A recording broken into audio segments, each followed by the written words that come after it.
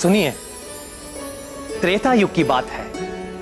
ब्रह्मा जी, देवराज इंद्र, अग्नि, वायु आदि सारे देवता, सप्त ऋषिगण और पृथ्वी देवी सब मिलकर वैकुंठ लोक जा पहुंचे। सुरेशम विश्वाधारम गगन सदृशम मेघवर्ण शुभांगम लक्ष्मीकांतम कमलनयनम योगिभिर्ध्यानगम्यं वन्दे विष्णुं भवभयहरं सर्वलोकैकनाथम्। हे देवताओं के स्वामी, शरणागतों के रक्षक, आपकी जय हो। हे कृपालु, आपकी लीला अद्भुत है।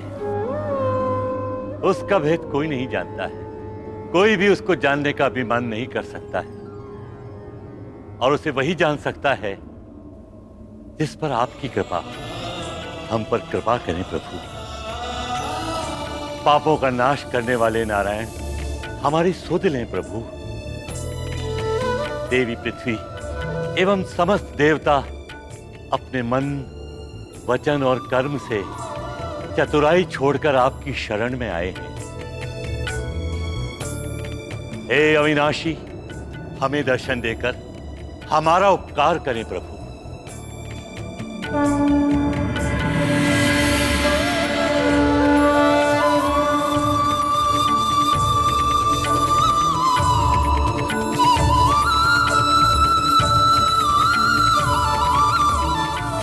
हे भक्त वत्सल भगवान, हे अशरणों के शरण, हमारी रक्षा कीजिए प्रभु। हे श्रीपति, आप ही मेरे पालक हैं, आप ही मेरे रक्षक हैं नाथ। आप ही के आदेश पर मैं इस मृत्यु लोक के समस्त जीवों को आश्रय देती हूँ, उनका भार उठाती हूँ। सब कुछ सहन करते हुए मैं उनका लालन पालन करती हूँ, किंतु ये राक्षस राज रावण मुझे ऐसी पीड़ा दे रहा है जो मेरे लिए असहनीय हो गई है। अपने बल के मद में चूर होकर रावण चारों ओर आतंक फैला रहा है। जिसे भी वो थोड़ा बलवान समझता है, उसे ये उन्मादी रावण युद्धम देही कहकर युद्ध के लिए ललकारता रहता है, और जो निर्बल और शांति प्रिय जीव है उसे भी बिना कारण सताता रहता है। रावण और उसके राक्षस ऋषियों को यज्ञ नहीं करने देते, मुनियों को तपस्या नहीं करने देते, और अपने मनोरंजन के लिए निर्दोष जीवों की हत्याएं करता है। पूरी पृथ्वी पर रावण ने स्त्रियों के अपहरण और अत्याचार का अभियान चला रखा है। कोई भी स्त्री कहीं भी सुरक्षित नहीं। हे विशंभर, उसका ये अत्याचार देख मुझ माँ का हृदय फटा जाता है। मुझसे अब और सहन नहीं होता प्रभु, मुझे इस राक्षस से मुक्ति दिलाइए। हे विष्णुदेव, हम देवताओं को भी यह रावण निरंतर प्रताड़ित कर रहा है। हम देवता प्रकृति के नियमों की रक्षा करते हैं। हमारे कारण कोई भी तत्व अपनी मर्यादा भंग नहीं करता, किंतु रावण हमें भी सनातन नियम तोड़ने के लिए विवश करता है, और उसके भय के आगे हम सब कुछ नहीं कर पाते।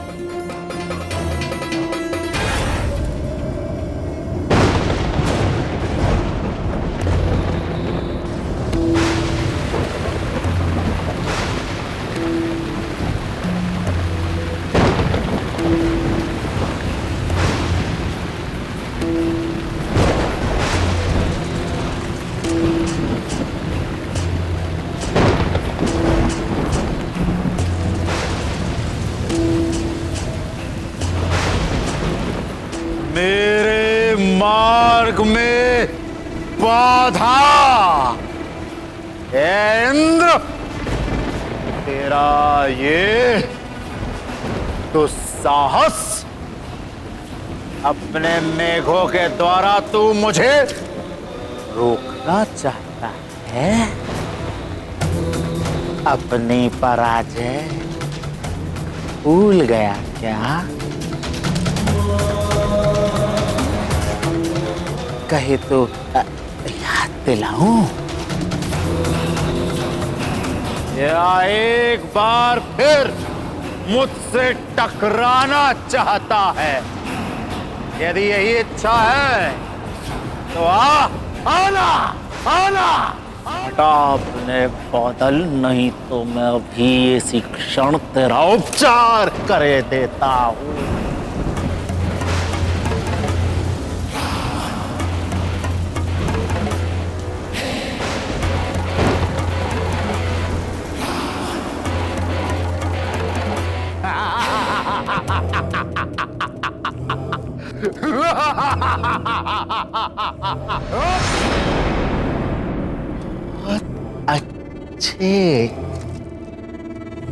बहुत अच्छे शचीपति इंद्र, तुमने शीघ्र ही समझ लिया कि मेरी मित्रता में ही तेरा हित है।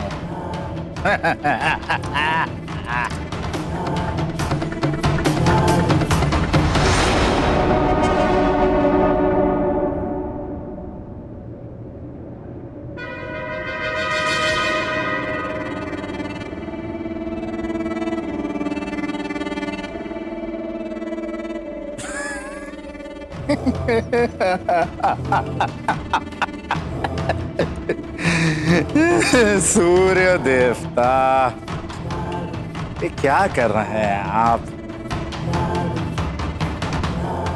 अपने सम्राट से कुछ सीखिए और मेरे अनुकूल रहा कीजिए। देखते नहीं आपकी किरणों के ताप से कैसे मेरा माथा जला जाता है। और हाँ, वो चंद्रदेव, उस चंद्रदेव से कहो वातावरण को थोड़ा शीतल कर।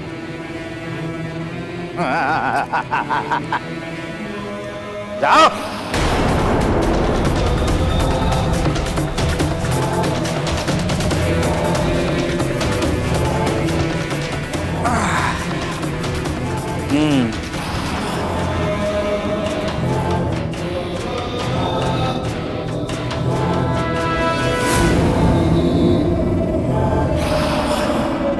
हे प्रभु, रावण के अत्याचारों से हमारी रक्षा का सामर्थ्य केवल आप में है। आप समस्त जीवों की अंतरात्मा हैं और हम सब में जो कुछ भी शक्ति है वो आपसे ही है। हम आपकी शरण में हैं। हे अक्षर, शीघ्र ही हमारा उद्धार कीजिए श्रीपति, नहीं तो यह सारी व्यवस्था नष्ट हो जाएगी। जगत पिता ब्रह्मा का वरदान पाकर ये रावण मनमाना हो गया है। इस समय ब्रह्मांड में उसे अनुशासित करने की शक्ति किसी के पास नहीं है। हे प्रभु, क्या उस आतताई से हमें कभी मुक्ति नहीं मिल पाएगी? आप निराश न हो ब्राह्मण। मेरी प्रतिज्ञा है कि जब जब गौ माता, विप्रजन, संत समुदाय और देवताओं पर विपत्ति आएगी, जब जब अविश्वास, अनाचार और अधर्म की वृद्धि होगी और धर्म की हानि होगी, जब जब भक्त मेरा उपहास करेंगे, मेरी भक्ति को अंधविश्वास समझेंगे, और तब मैं सज्जनों की रक्षा के लिए और दुर्जनों के विनाश के लिए यज्ञ की वैदिक मर्यादा और धर्म की स्थापना के लिए मैं अवतार लूंगा। मेरी ये प्रतिज्ञा अटल है। भक्तों की रक्षा के लिए मैं अवश्य अवतार लूंगा। भगवान विष्णु की जय, भगवान विष्णु की जय, भगवान विष्णु की जय।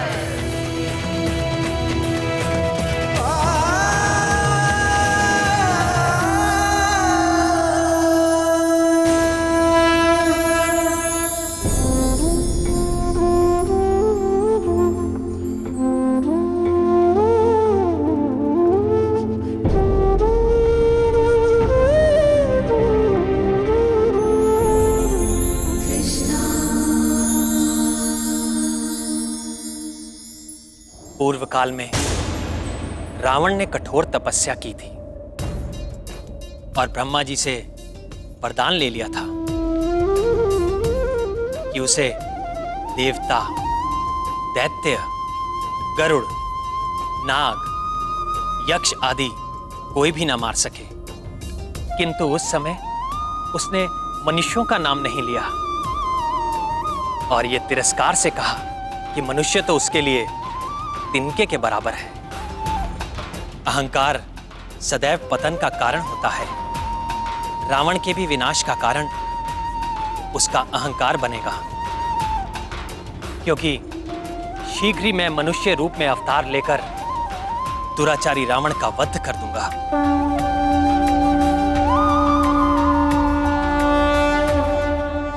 हे पुरुषोत्तम, हमें क्या करना होगा? आदेश दीजिए प्रभु। आप सब भी पृथ्वी पर अपने अपने अंशों से वानर कुल और वृक्ष कुल में अवतार लीजिए। समय आने पर रावण के विरुद्ध धर्म युद्ध में मैं आपकी सहायता लूंगा।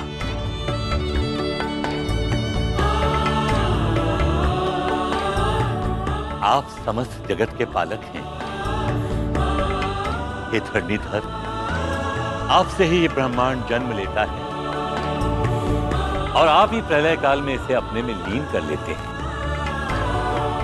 हे प्रभु, रावण के विनाश के लिए आपका एक कटाक्ष ही पर्याप्त है। फिर भी आप हमारी सहायता चाहते हैं। हे प्रभु, हमें आशीर्वाद दीजिए कि हम आपकी लीला से मोहित होकर अहंकारी न हो जाएं।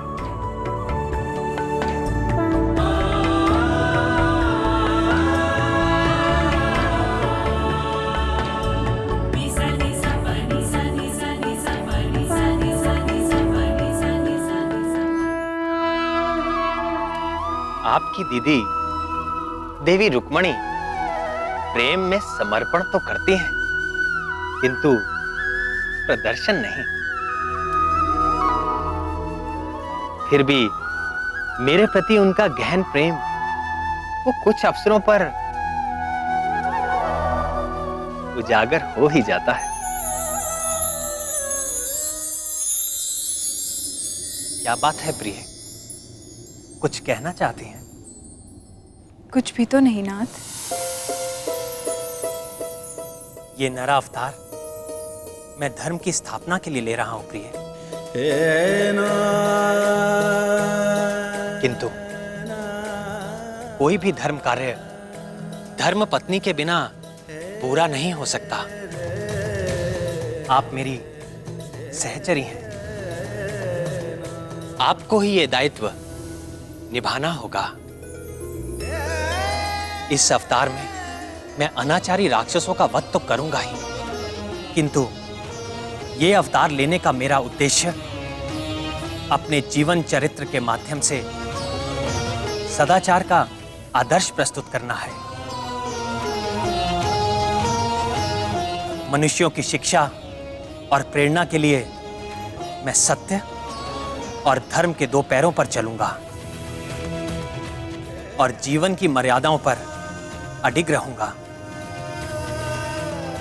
मेरा ये अवतार मर्यादा पुरुषोत्तम के नाम से प्रसिद्ध होगा।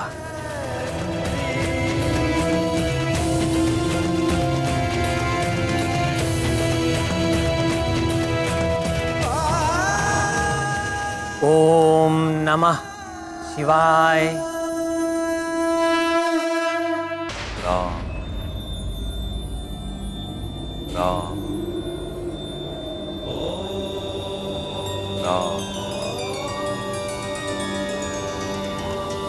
राम राम राम।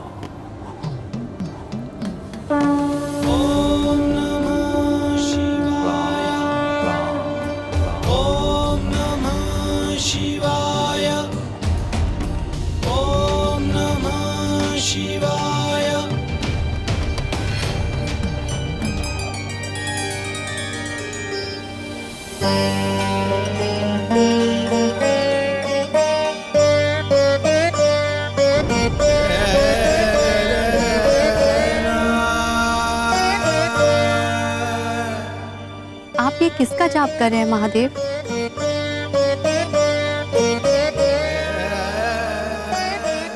राम, मेरे राम। राम?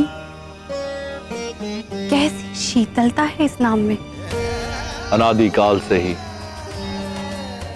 यह नाम इस जगत का सबसे सिद्ध और सरल मंत्र है। वो कैसे महादेव? ओम नमो नारायण मंत्र से बीजाक्षर रा और ओम नमो शिवाय मंत्र से बीजाक्षर मां को मिला देने से इस राम मंत्र की रचना होती है।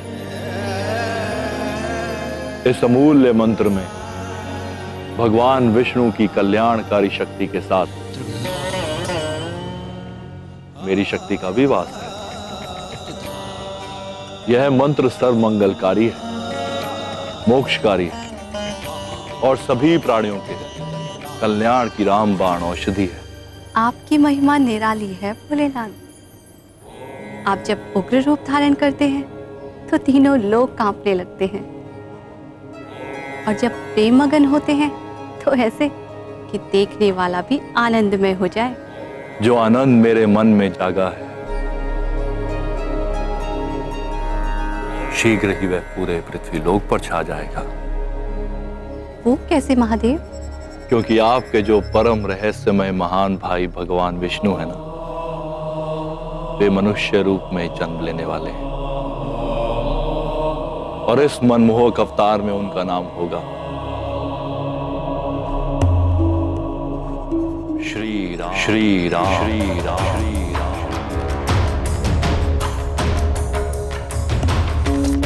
वे मेरे भाई अवश्य है नंदीश्वर, परंतु आपके प्रेम और समर्पण के समक्ष मेरा प्रेम तो कहीं ठहरता ही नहीं।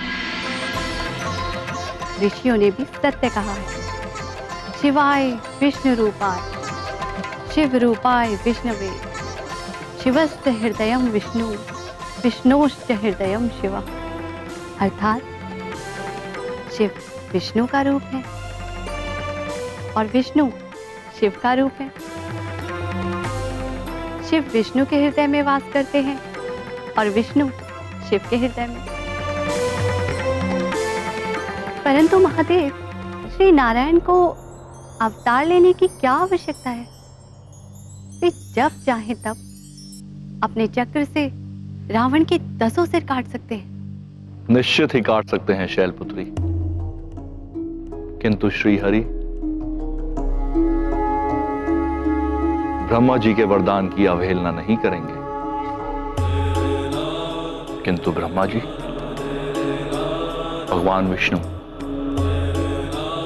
और मैं, 3 अलग अस्तित्व अवश्य हैं, किंतु मूल में हम तीनों एक ही हैं। भवानी, इस रावण ने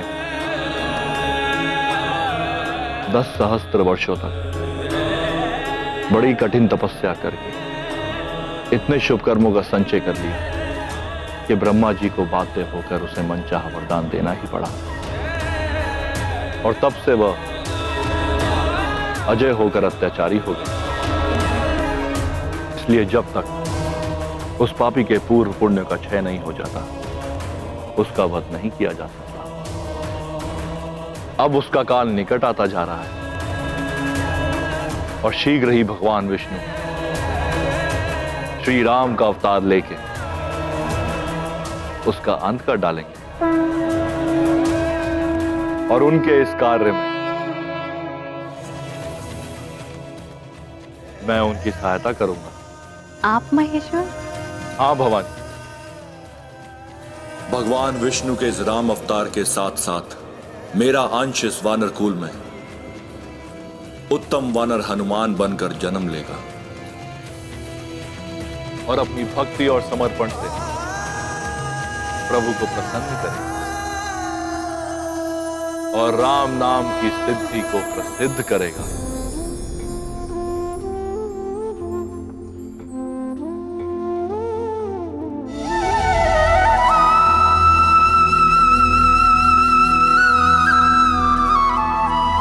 कर्म प्रधान विश्व करी राखा, जो जस करई सो तस फल चाखा। समस्त संसार कर्म की गति से बंधा है। कोई भी जीव किसी भी पल अकर्मा नहीं रहता। मनुष्य के जीवन का निर्माता वो स्वयं है।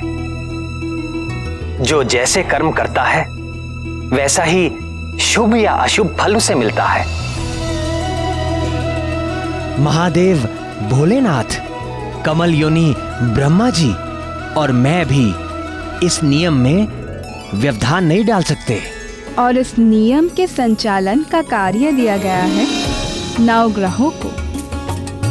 वे निरंतर आकाश पथ का चक्कर लगाते हुए मनुष्य के पूर्व कर्मों के अनुसार फल देते रहते हैं।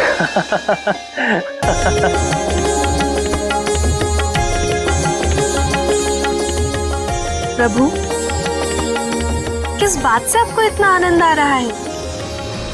हमें भी बताइए। नवग्रहों में एक ग्रह है शनिदेव। शनय शनय अर्थात धीरे धीरे चलने के कारण उनका नाम शनिदेव हुआ। सभी जीव उनसे बड़ा भय खाते हैं। उनके चक्र में जो भी पड़ता है सदा रोता हुआ मिलता है। किंतु जब हनुमान से उनकी भेंट हुई तो क्या नाथ, बताइए ना।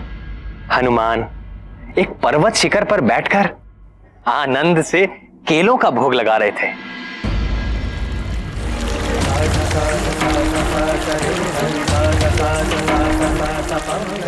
तभी एक धीर गंभीर स्वर ने उनका ध्यान भंग कर दिया। केसरी नंदन,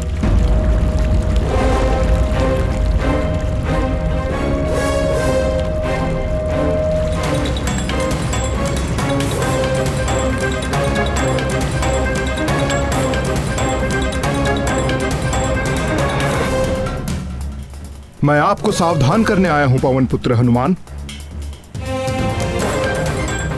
आज से आगामी 7.5 वर्षों तक आप पर मेरा प्रभाव काल आरंभ हो रहा है। आप सावधान हो जाएं। मैं आपके शरीर में प्रवेश करने वाला हूं। मैं आपको प्रणाम करता हूं सूर्यपुत्र शनीश्वर, किंतु आप मेरे भीतर प्रवेश नहीं कर सकेंगे।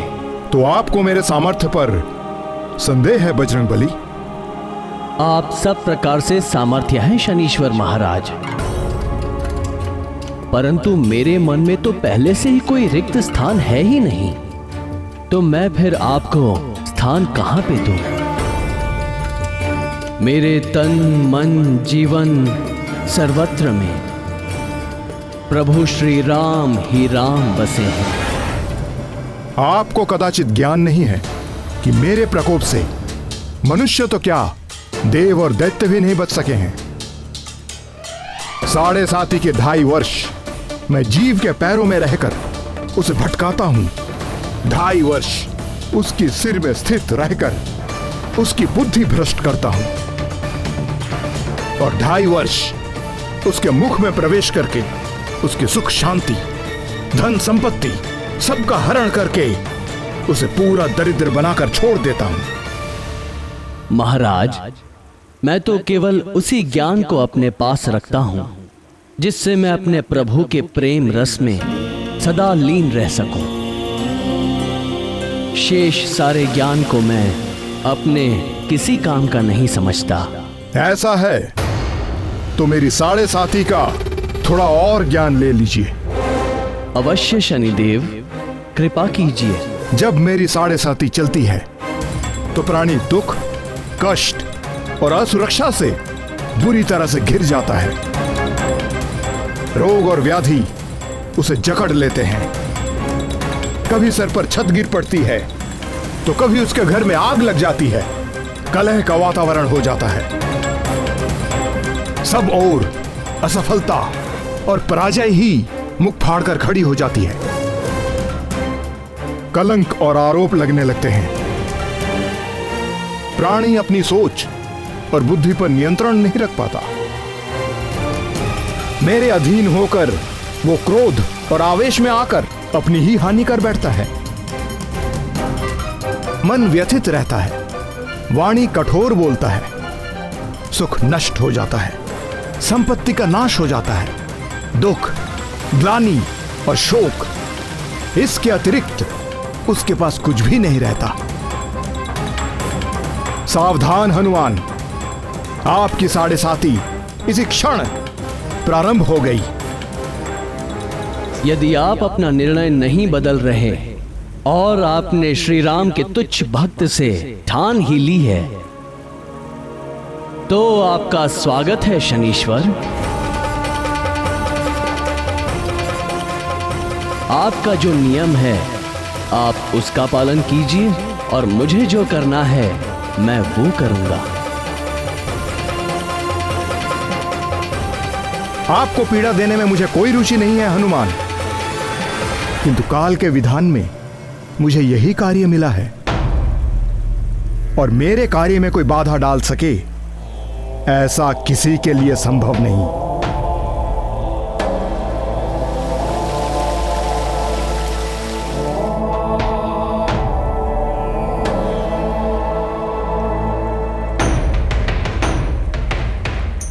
जय श्री राम, जय श्री राम, जय श्री राम, जय श्री राम, जय श्री राम, जय श्री राम।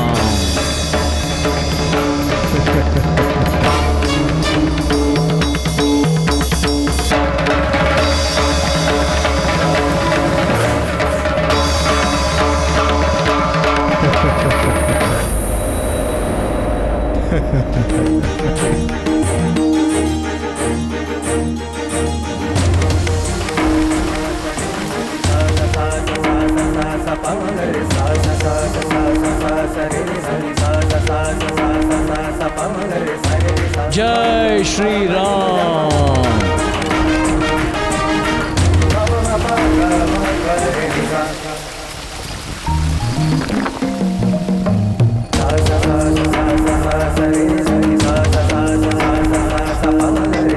ये क्या कर रहे हैं पवन पुत्र? सिर में खुजली हो रही है महाराज। खुजली हो रही है तो तेल इत्यादि जैसा कोई उचित उपाय करो। नहीं नहीं महाराज, मेरे स्वभाव को यही उपचार भाता है। जय श्री राम।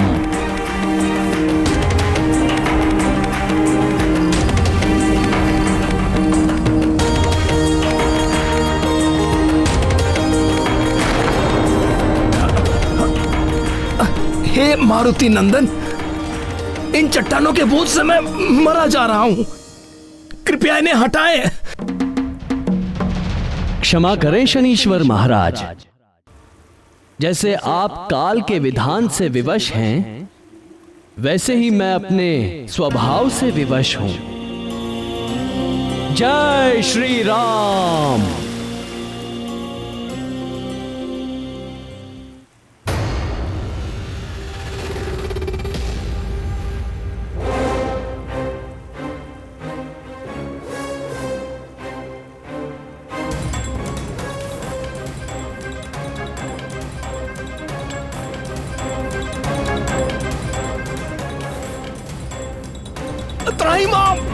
त्राहिमाम बजरंगबली, दया करें मुझ पर, मेरे प्राण निकले जा रहे हैं। क्या कह रहे हैं महाराज? आपको तो मेरे शरीर में 7.5 वर्षों तक रहना है, अभी तो 7.5 क्षण भी नहीं हुए। अपने प्राण बचा के रखिए। नहीं नहीं महाबली, मुझे क्षमा कर दीजिए। हे राम भक्त हनुमान, मैं आपके भीतर नहीं रह सकता। नहीं रह सकते तो निकल जाइए। मैं यदि स्वयं निकल सकता तो इसी पल आपको छोड़ देता, किंतु मैं यहाँ फंस गया हूँ। पूरा जगत मुझसे याचना करता है, मैं आपसे याचना कर रहा हूं, मुझे जाने दीजिए। मैं आपको वचन देता हूं कि आज के बाद मैं आपको कभी पीड़ित नहीं करूंगा। मुझे ही नहीं शनिदेव, आप चाहकर भी कभी भी किसी राम भक्त को पीड़ित नहीं कर सकेंगे, क्योंकि जिसके हृदय में राम का प्रभाव हो जाता है उसके ऊपर काल का प्रभाव काम नहीं करता। मैं सदा आपकी बात का स्मरण रखूंगा। हे रामदूत, कृपया आप मुझे जाने दें।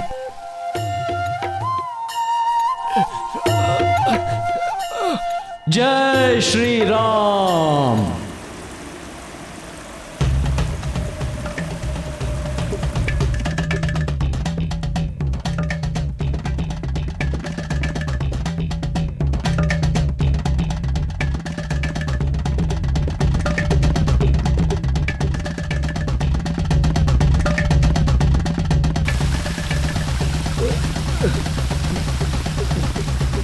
हे राम भक्त हनुमान, क्या आपसे मुझे थोड़ा तिल तेल मिल सकेगा? मुझसे तो नहीं मिल सकेगा हे सूर्यपुत्र, पर आज के बाद आपके दुष्ट प्रभावों से बचने के लिए भक्तगण आपको तेल चढ़ाकर ही प्रसन्न करेंगे।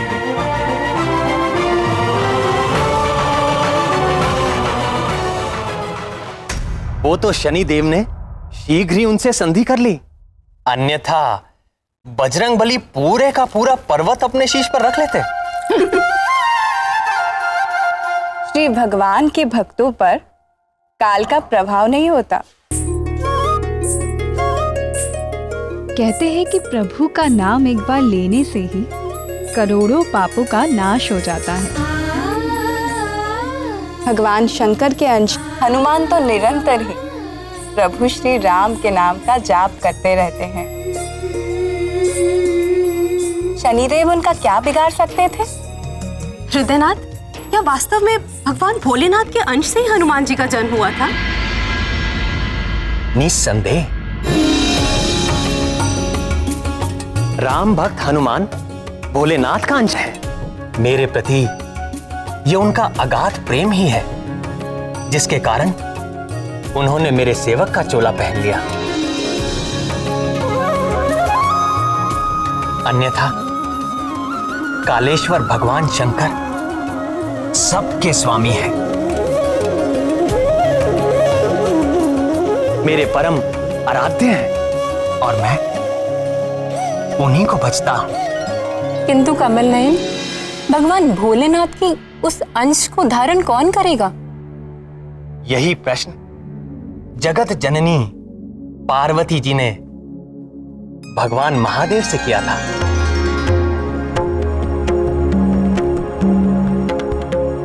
अब आप ही बताइए, भोलेनाथ ने क्या उत्तर दिया था? स्वर्गलोक की एक अप्सरा है जिसका नाम है पुंजिक स्थला। स्वर्गलोक की अप्सरा? अप्सरा ने वानर को जन्म दिया, किंतु यह कैसे हुआ स्वामी? मेरी इच्छा होने पर महामाया सब कुछ संभव कर देती है।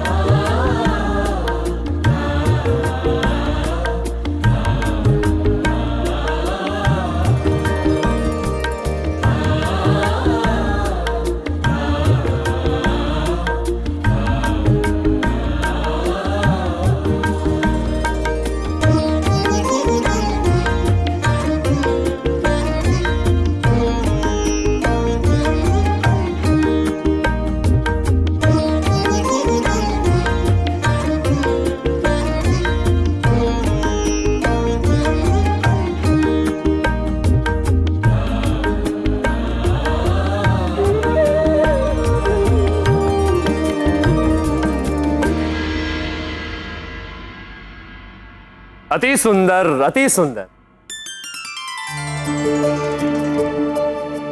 देवी पुंजिक स्थला, नृत्य कला में आप मेनका और उर्वशी से कहीं भी कम नहीं।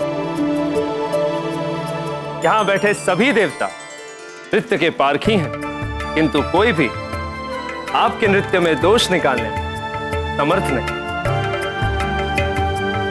सब आपका अभिनंदन करते हैं।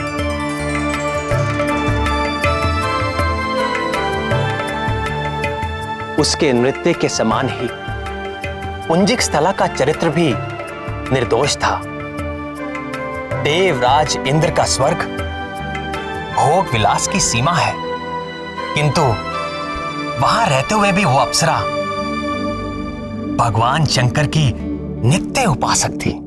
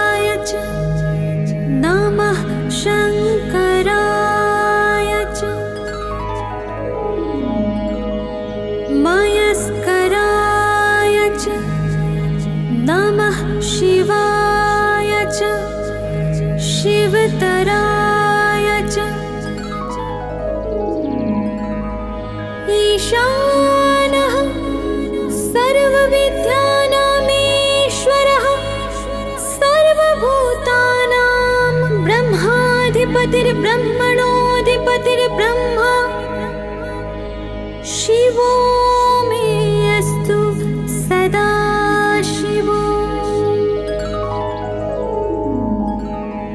तत्पुरुषाय विद्महे महादेवाय धीमहि तन्नो रुद्रः प्रचोदयात्।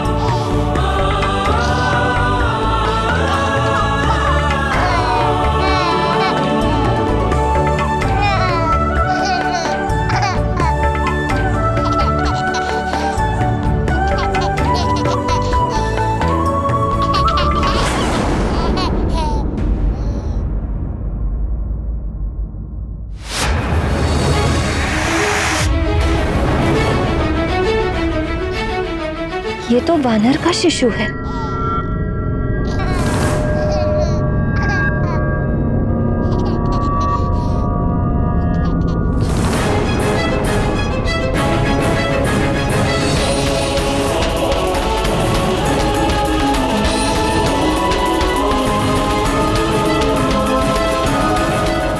ये कैसा सपना था नाथ? क्या वो शिशु हनुमान थे? किंतु मुरली मनोहर स्वर्ग की अप्सरा वानर को कैसे जन्म दे सकती है? उसका नाम तो पुंजिक स्थला था स्वामी, परंतु स्वप्न वाली स्त्री को तो अंजना पुकारा जा रहा है। पुंजिक स्थला स्वप्न में अपना भविष्य देख रही थी। उसे पवन पुत्र हनुमान की माता बनने के लिए अंजना नामक वानरी के रूप में जन्म लेना पड़ा। एक श्राप के कारण किंतु पुंजिक स्थला तो भगवान भोलेनाथ की अनन्य भक्त थी, वो श्राप की भागी कैसे हो गई? और श्राप दिया भी तो किसने और क्यों? इस जगत में सौभाग्य या दुर्भाग्य, श्राप या वरदान कुछ भी अकारण नहीं होता। पुंजिक स्थला को एक महान दायित्व दिया गया था। उसके लिए उसे श्राप की देहरी पर पांव रखना ही पड़ा। पुंजिक स्थला की जैसी श्रद्धा भगवान भोलेनाथ में थी, वैसी ही देवगुरु बृहस्पति में भी सदा ही उनकी सेवा सत्कार में लगी रहती। एक बार गुरु को प्रसन्न करने के लिए उसने एक रुद्राक्ष माला बनाई। गुरुदेव, ये भेंट स्वीकार कीजिए। ये कैसी अनुपम माला है पुंजिक स्थला? पुत्रवती भव।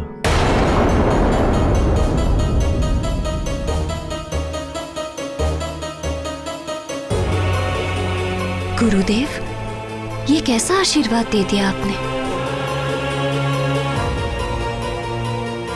मैं स्वयं चकित हूं पुत्री कि मेरे मुख से ऐसा वचन किस कारण निकला।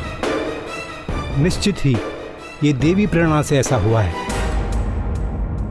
किंतु गुरुदेव, मैं तो अप्सरा हूं और अप्सराएं कभी मां नहीं बनती। ये मैं नहीं जानता कि मेरे मुख से ये आशीर्वाद क्यों निकला, किंतु ये असंभव ही नहीं है। तुम भी भगवान शंकर, जगत जननी माता पार्वती के आशीर्वाद से एक पुत्र की माता बनोगी। तुम्हारा पुत्र परम ज्ञानी, महाबली, सर्वगुण संपन्न, अजय और अभय होगा। तीनों लोकों में उसके यश और कीर्ति की गाथा गाई जाएगी। इस रुद्राक्ष माला की यात्रा अभी आरंभ हुई है। कुछ दिन बीत गए। पुंजिक स्थला स्वर्ग के अपने जीवन में इस घटना को भूलने सी लगी थी। फिर एक दिन पुंजिक स्थला अपनी सखियों के साथ गगन विहार करते हुए पृथ्वी की ओर जा निकली।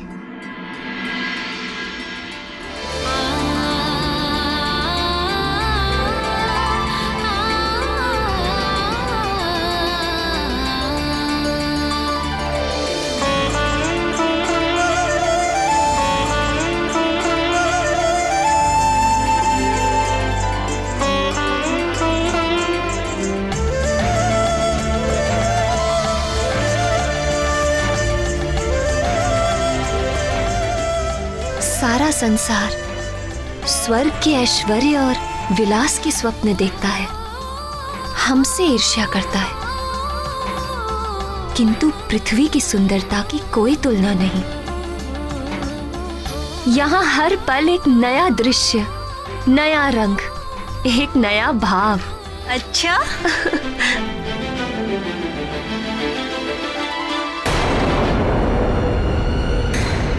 अरे ये क्या हुआ? ये यान क्यों रुक गया?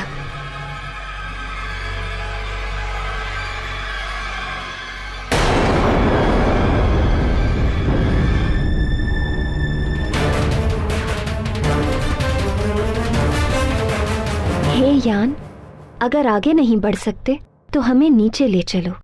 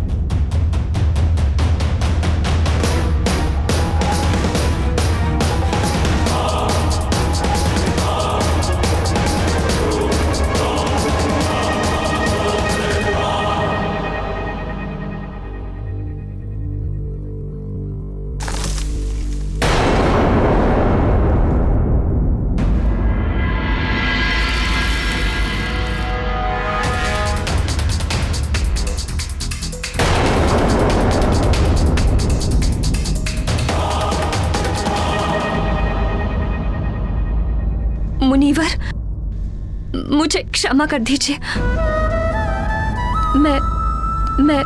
मैं वो वानर आकृति देखकर, मुनिवर, मैंने आपकी तपस्या भंग की है। मुझे नहीं पता था कि भीतर आप हैं। मिट्टी की वाम्बी में मुझे वानर आकृति दिख रही थी तो।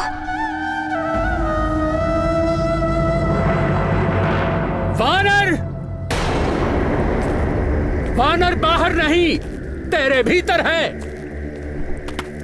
तुझ में ही है वानर जैसी चंचलता। जा,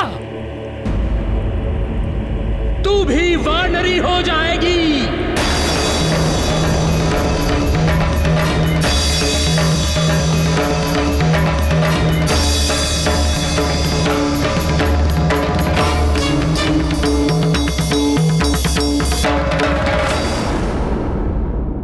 किंतु प्रभु, पुंजिक स्थला तो बहुत ही शांत स्वभाव की अप्सरा थी। उसके मन में इतनी चंचलता कैसे उत्पन्न हो गई? चंचलता आई नहीं, पुंजिक स्थला के मन को चंचल कर दिया गया। किसने कर दिया प्रभु? मेरी योग माया, जिसे लोग महामाया या पराशक्ति भी कहते हैं। किंतु योग माया ने ऐसा क्यों किया प्राणनाथ?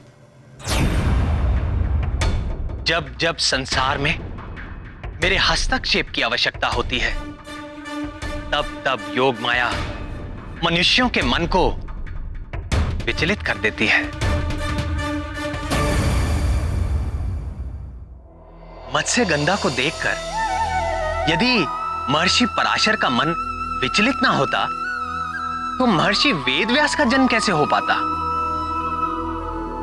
और यदि महर्षि वेदव्यास का जन्म ना हो पाता, तो द्वापर में वेदों का उद्धार करके उनका विभाजन कौन करता? महाभारत और श्रीमद् भगवत की रचना कौन करता? वो भी तो मेरा ही एक अवतार है। इसी प्रकार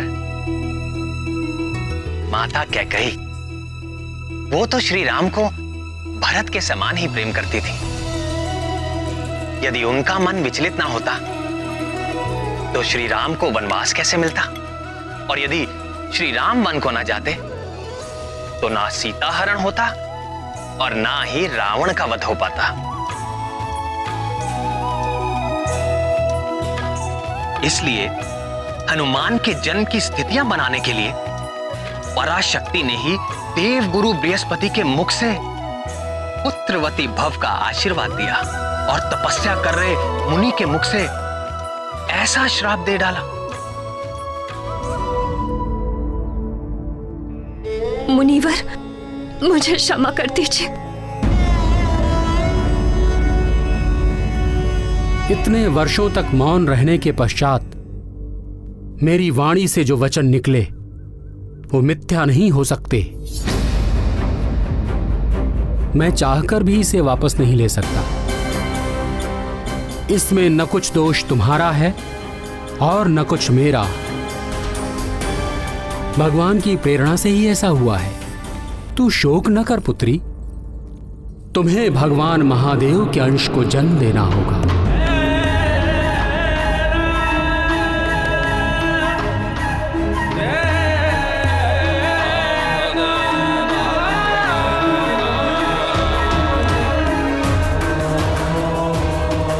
उसके कुछ काल पश्चात तुम्हें अपना अप्सरा रूप पुनः प्राप्त हो जाएगा और तुम स्वर्ग को लौट सकोगी।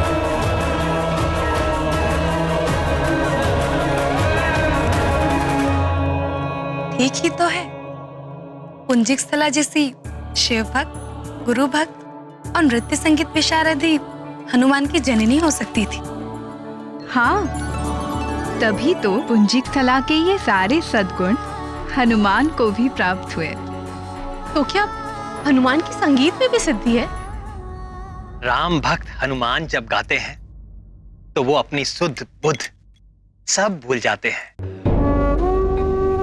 हनुमान जब गाते हैं तो वो हनुमान नहीं रहते, स्वयं गीत हो जाते हैं। उनके गायन से जुड़ा एक बड़ा ही रोचक प्रसंग है। सुनाइए ना मुरलीधर। हनुमान की संगीत प्रतिभा की बातें जब देव गंधर्व नारद ने सुनी तो उन्होंने हनुमान को गायन प्रतियोगिता की चुनौती दे डाली। देव मुनि नारद तो संगीत शास्त्र के महापंडित हैं और उनके आगे तो गंधर्व भी कहीं नहीं ठहरते। तो फिर क्या हुआ स्वामी, कौन जीता? धीरज रखो प्रियतमा, सब बताता हूँ। नारायण नारायण। और जब मैंने गायन आरंभ किया तो मेनका, रंभा और उर्वशी स्वयं को रोक ना सकी। सारी अप्सराएं एक साथ महादेव, क्या दृश्य था। पूरा इंद्रलोक तेरे संगीत से झूम उठा था। आप भी वहां होते तो बड़ा आनंद आता।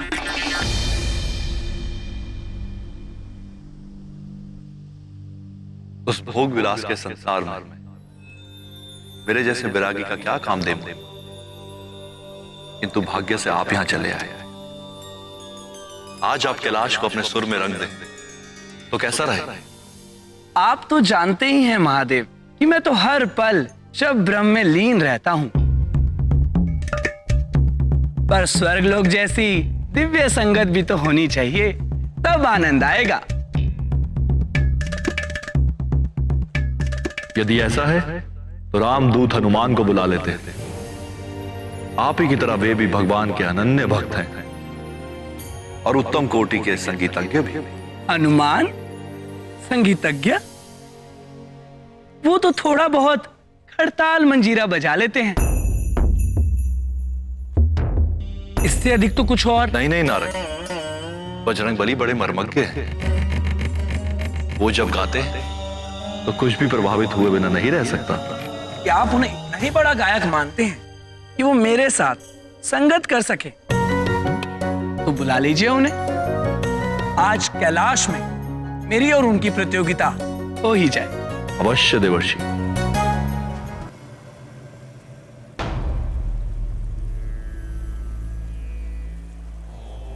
परम प्रिय हनुमान,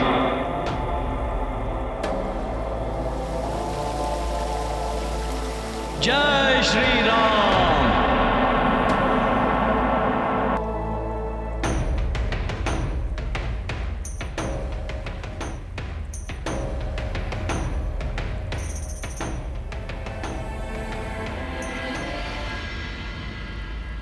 भुजंग भूषण भगवान शशि शेखर और जगत जननी माता भवानी के चरणों में राम भक्त हनुमान का प्रणाम।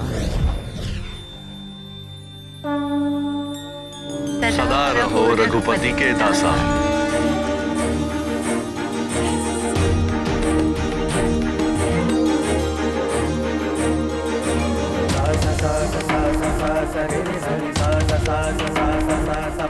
प्रणाम मुनिवर।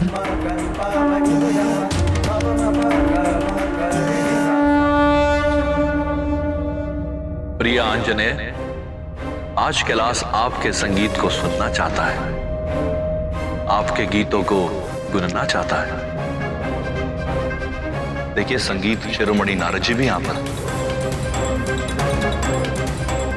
वे भी आपके साथ सुर मिलाने के इच्छुक हैं। कहाँ नारद जी का गीत संगीत? भगवान नटराज और कहा मैं? संगीत के नाम पर तो बस कुछ खड़ताल मंजीरा खड़का लेता हूं।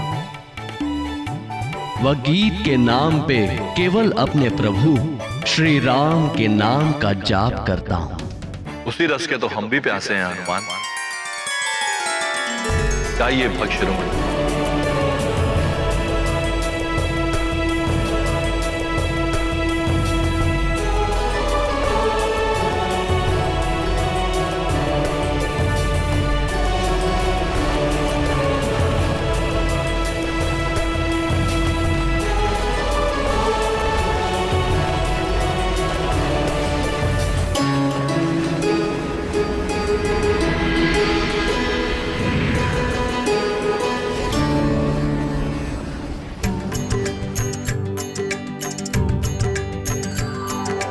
राम राम जय राजा राम, राम राम जय सीता राम, दशरथ नंदन राजा राम, असुर निकंदन सीता राम। राम राम जय राजा राम, रघुपति राघव राजा राम, राम राम जय राजा राम, राम राम जय सीता राम। राम राम जय राजा राम, राम राम जय सीता राम, दशरथ नंदन राजा राम, असुर निकंदन सीता राम। राम राम जय राजा राम, रघुपति राघव राजा राम, राम राम जय राजा राम, राम राम जय सीता राम।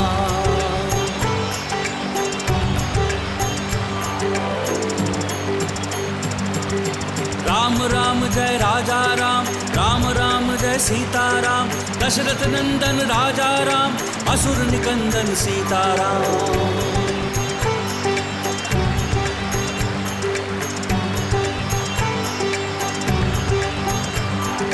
राम राम जय राजा राम, रघुपति राघव राजा राम, राम राम जय राजा राम, राम राम जय सीता राम। जय जय श्री राम, जय श्री राम, जय जय श्री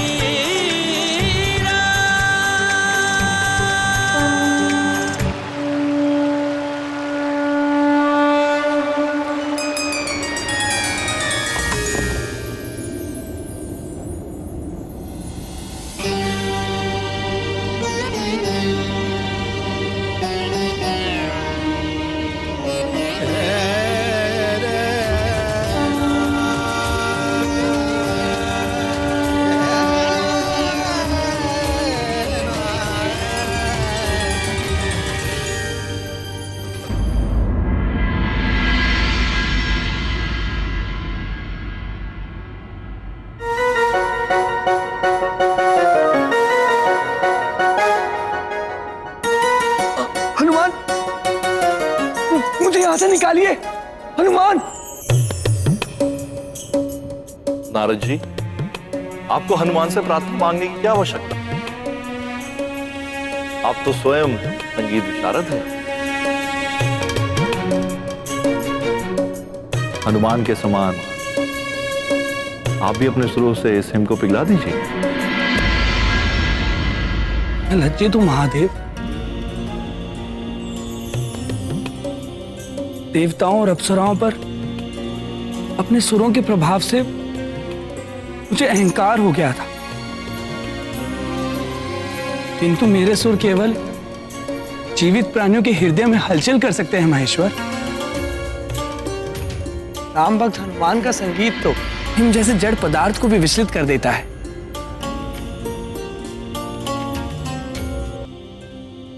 जिसके कान तो क्या हृदय भी नहीं।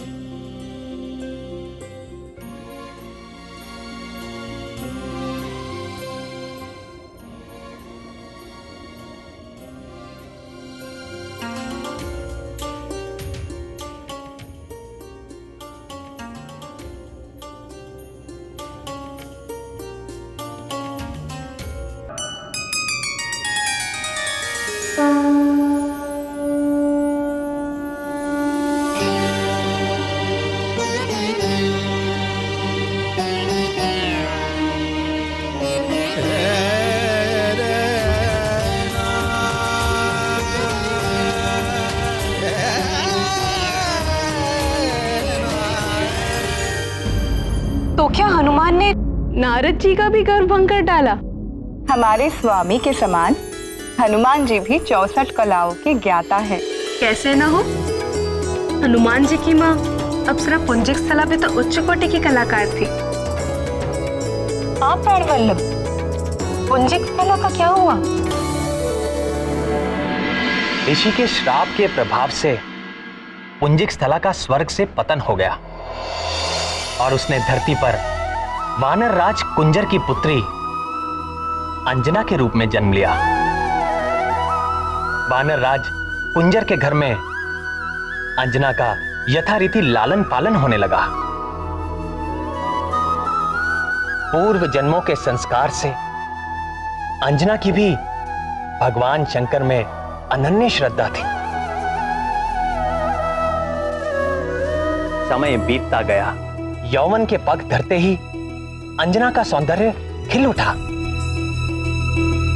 किंतु अन्य युवतियों से विपरीत अंजना आभूषण और अलंकार के साथ साथ शस्त्र विद्या में भी रुचि लेने लगी।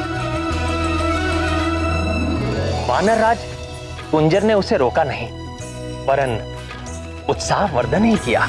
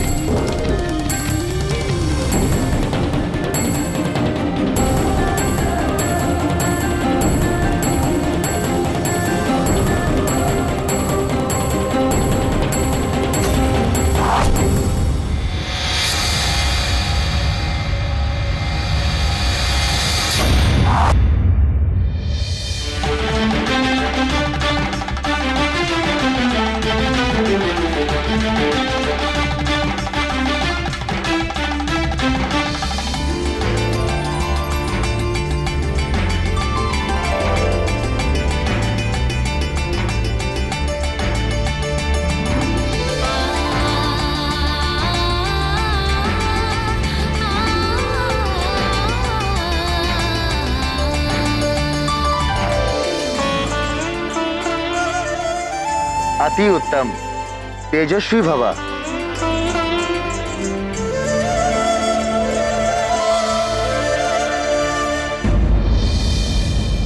बहुत सोच समझकर पुंजिक स्थला को हनुमान की जननी के लिए चुना गया था, पर अभी भी वो भगवान भोले शंकर के अंश का भार वहन करने में समर्थ नहीं थी। अनेक परीक्षाओं को पार कर अंजना को उस योग्य बनना था। इसी उद्देश्य से उसके जीवन में विचित्र घटनाएं घटने लगी। और एक बार अंजना अपनी सखियों के साथ निकट के वन में आनंद विहार के लिए निकली।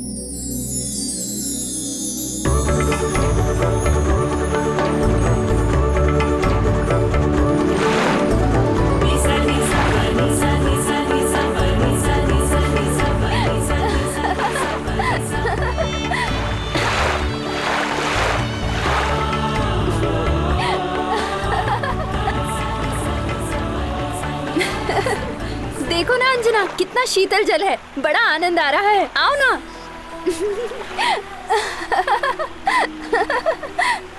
आओ ना, आओ ना अंजना।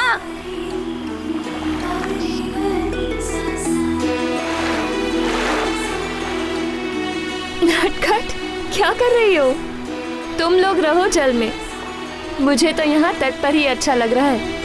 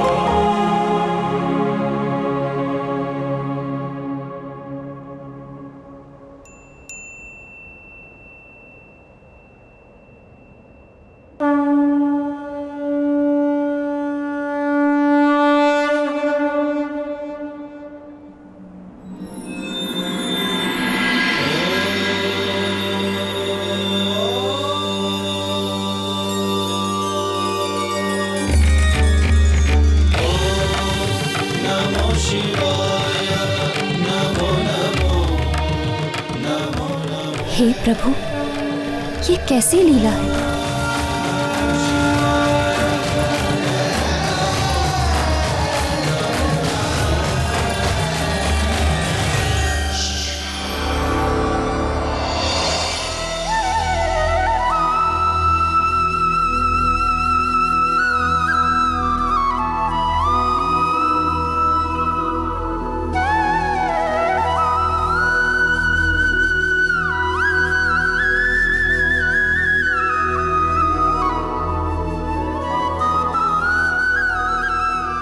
आप हमें सता रहे हैं मुरलीधर।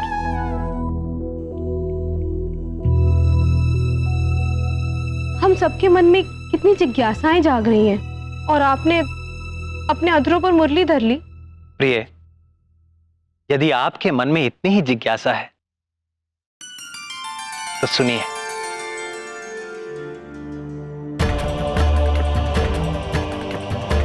महादेव का अंश जन्म से पूर्व ही अंजना का मार्गदर्शन करने लगा था। मनुष्य का प्रारब्ध अर्थात उसके जीवन में होने वाला घटनाक्रम जन्म से पूर्व ही निश्चित हो जाता है और चाहे अनचाहे हर प्राणी अपने भाग्य की ओर खिंचता चला जाता है। अंजना के जीवन का तो केवल एक ही उद्देश्य था, महादेव के अंश महाबली हनुमान का जन्म। ऐसा समझो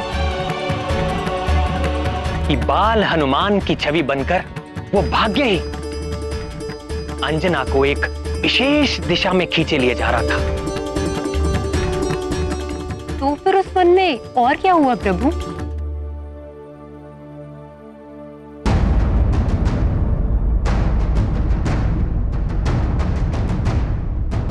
वहां जो हुआ वो बड़ा ही भयंकर और रोमांचकारी था।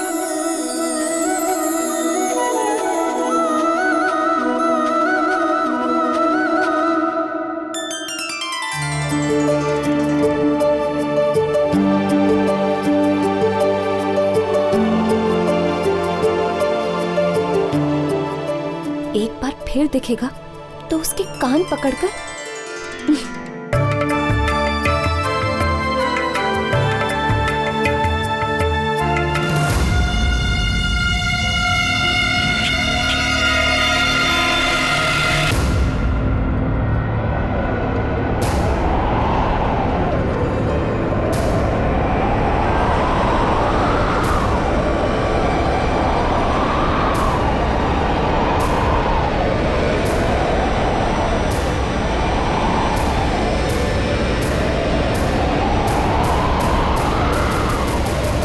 हे भूतपति भगवान रुद्र, हे माता रुद्राणी, मेरी रक्षा कीजिए।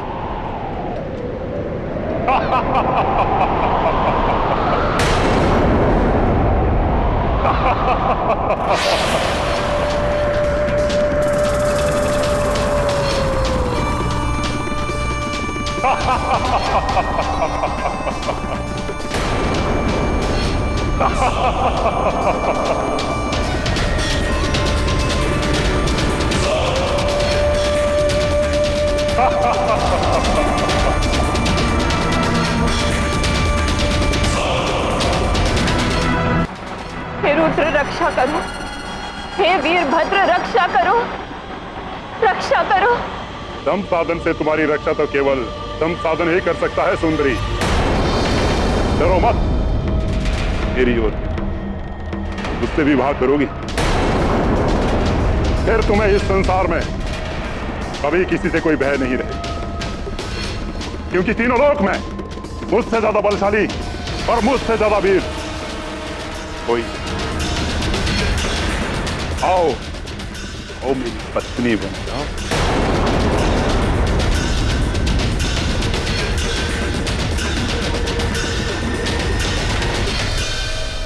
भाग कर कहां जाओगी? रुक जाओ, देखो मुझे क्रोध आ रहा है।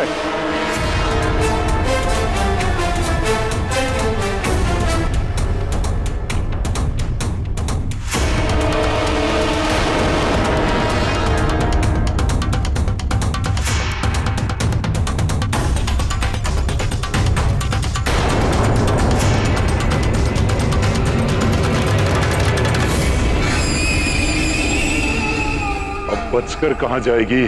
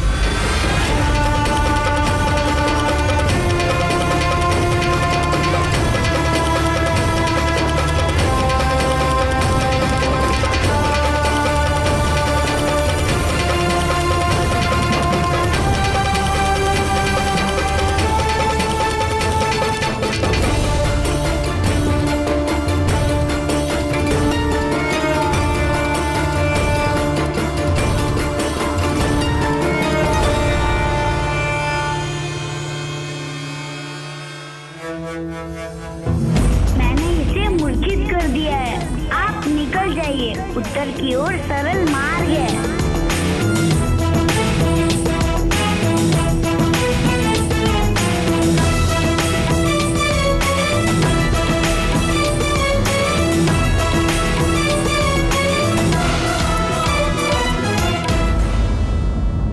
किंतु प्रभु, जिस वन में शंभ साधन जैसे भयंकर राक्षस का प्रकोप था, उस विकराल वन में बाल हनुमान अंजना को लेकर गए ही क्यों? हाँ नाथ, और फिर स्वयं ही माता की रक्षा भी की। इस जगत में कुछ भी अकारण नहीं होता, कुछ तो कारण होगा। ठीक है, यदि आप नहीं बताना चाहते तो ना बताएं, किंतु ये तो बताएं कि फिर अंजना का क्या हुआ?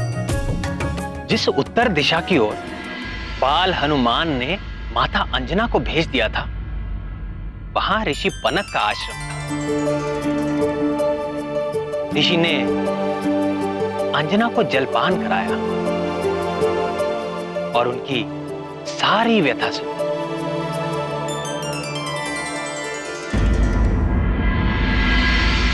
शंभ साधन के उत्पात से यहाँ सभी प्राणी पीड़ित है। उसका वध करने के लिए कई योद्धाओं ने प्रयास किए, किंतु ये राक्षस बड़ा ही बलवान है। सब के सब उस नरभक्षी का आहार बन गए। अब केवल एक ही आशा शेष है, तुम्हारे उस रहस्यमय रक्षक बाल वानर के समान ही ये वीर योद्धा भी वानर जाति का है, वानर राज केसरी। अब उसकी सफलता ही हमारी सुरक्षा है।